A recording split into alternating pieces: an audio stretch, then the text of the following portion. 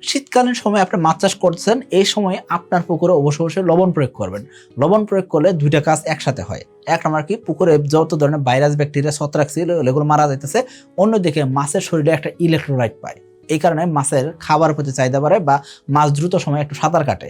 অর্থাৎ মাছের শরীরে একটা বাড়তি একটা এনার্জি পাইতেছে। সো এই ২ টা জিনিস যাতে ইনস্ট্যান্ট হয়, এইজন্য আমি অবশ্যই আপনাকে সাজেশন করব, আপনি প্রতি ২০ থেকে ৩০ দিন পর অর্থাৎ মাসে একবার অথবা প্রতি ২০ দিন অন্তর আপনি কি করবেন, শীতের ভিতরে আপনার শতাংশে ২০০ থেকে ২৫০ গ্রাম আপনি লবণ প্রয়োগ করবেন।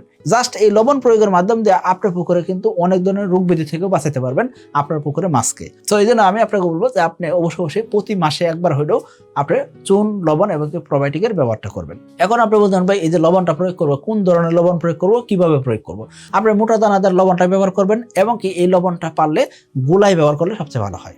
অর্থাৎ শীতকালীন সময় যেহেতু পানির তাপমাত্রা কম থাকে, এই সময় অনেক সময় দানাদার যে লবণটা সেটা অনেক সময় গলতে চায় না। যেহেতু আমরা জানি ঠান্ডা জিনিসের ভিতরে দানাদার জিনিস একটু সময় নিয়ে গলে, সো এই জিনিসটা গলায় দিলে সবচেয়ে ভালো হয়। সো আপনি আগে গলায় নিলেন, পানির সাথে মিশাই নিলেন, নিয়ে সম্পূর্ণ পুকুরে ছিটাই দিলেন, এটা সবচেয়ে ভালো হয়।